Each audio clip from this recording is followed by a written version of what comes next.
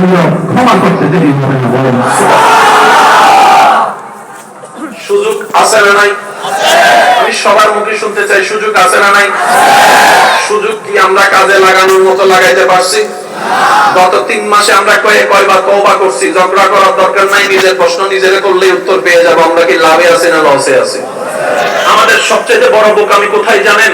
হাসরের ময়দানে আমার সম্পর্কে আমাকে প্রশ্ন করা হবে, কবরের মধ্যে আমার বিষয়ে আমাকে প্রশ্ন করা হবে, হাসরের ময়দানে আমার জবান আমার বিপক্ষে, আমার হাত আমার বিপক্ষে, আমার পা আমার বিপক্ষে, আমার চোখ আমার বিপক্ষে, আমার কান আমার বিপক্ষে, সবকিছু আমি কেন্দ্রিক। কিন্তু আমাদের সবচেয়ে বড় বোকামি হয়ে গিয়েছে, জীবনের অর্ধেকের বেশিটা সময় আমরা কাটিয়ে দিয়েছি অন্যের থলিতে কি আছে সেটা দেখার পিছনে, অন্যের দুর্বলের পিছনে, অন্যের কমতি কি সেটা দেখার পিছনে, অন্যের দোষ কি সেটা দেখার পিছনে, অন্যের নামে বদনাম করতে করতে জীবনের অর্ধেক সময় পার করে দিয়েছি।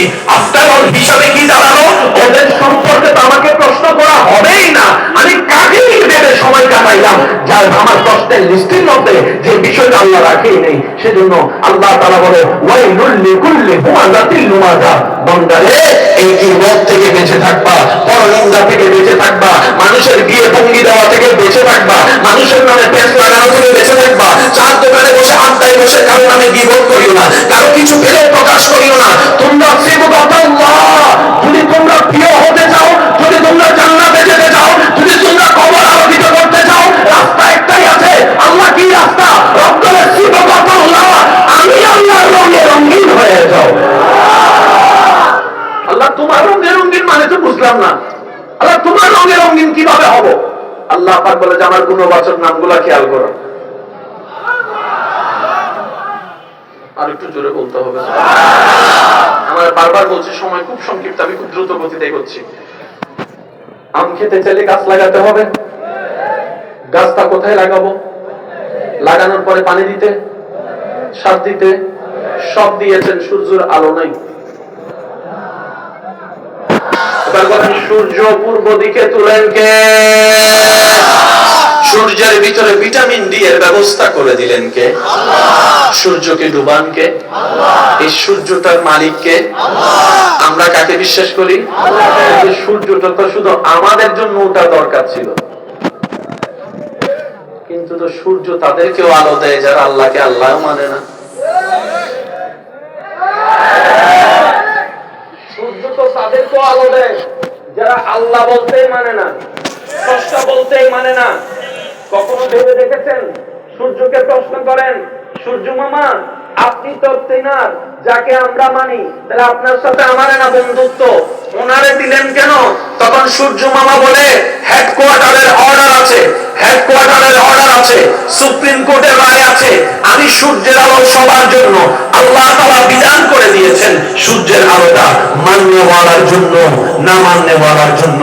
জমিনের খাবার আমি আল্লাহকে মাননেওয়ালার জন্য, না মাননেওয়ালার জন্য। আমার রহমতের নিঃশ্বাস মাননেওয়ালার জন্য, না মাননেওয়ালার জন্য। আল্লাহ বিষয়টা তো বুঝলাম না। আল্লাহ পাক বলে যে খেয়াল তো করো নাই, আমার একটা নাম রহিম, আর একটা তো নাম আছে আমার রহমান, আমার আরেকটা নাম আছে রহমান। সুবহানাল্লাহ বলেন, আমার আরেকটা নাম আছে রহমান। আর রহমান ফিদ দুনিয়া, আমি আল্লাহ মাননেওয়ালার জন্য রহমান, না মাননেওয়ালার জন্য রহমান। যারা মানে তাদেরকেও খাওয়াই, যারা মানে না তাদেরকেও খাওয়াই, যারা ডাকে তাদেরকেও খাওয়াই, যারা ডাকে না তাদেরকেও খাওয়াই।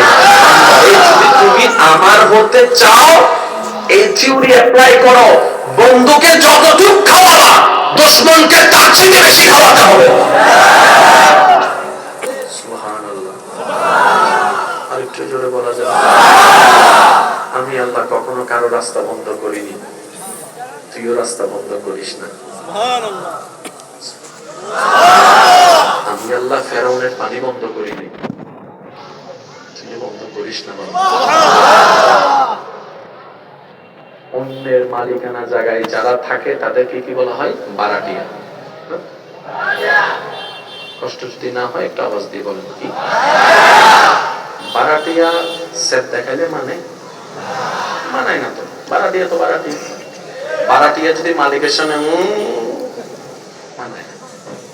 বারাটিয়া থাকবে নম্র ভদ্র, কথা মতো চলবে, এটাই তো বাস্তবতা।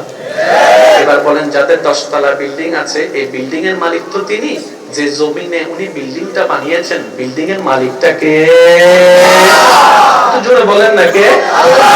আল্লাহ।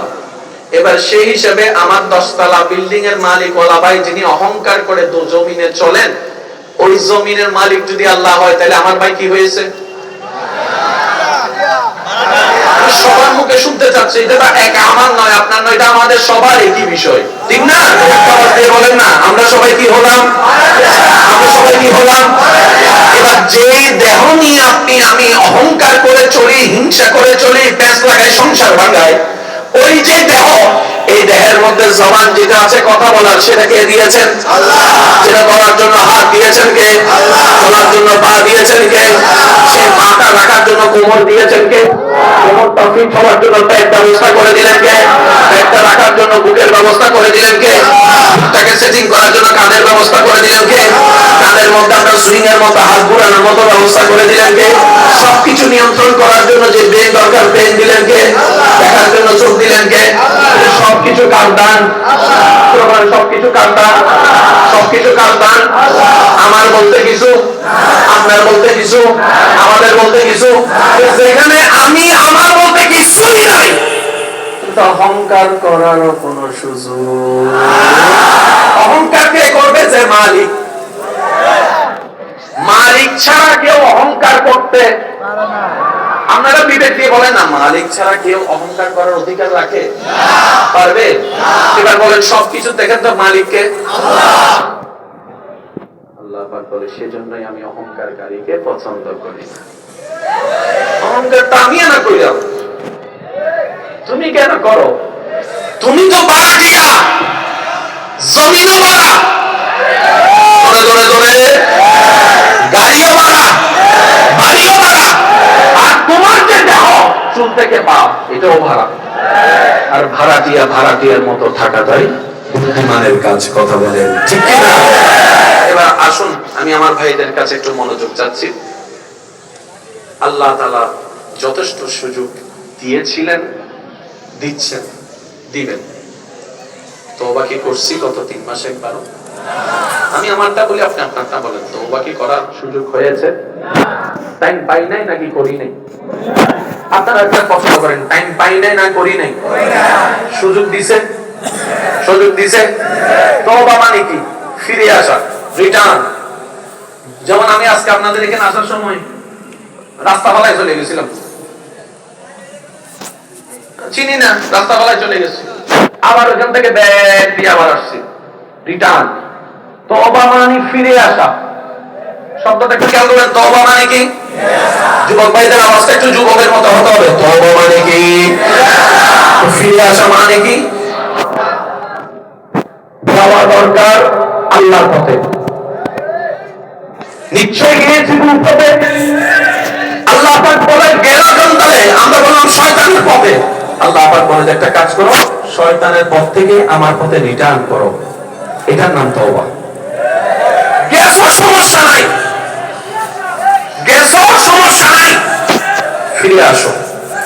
মনে রাখবেন, ভুল করা অন্যায় নয়, গুনাহ করা অন্যায় নয়, সবচেয়ে বড় অন্যায়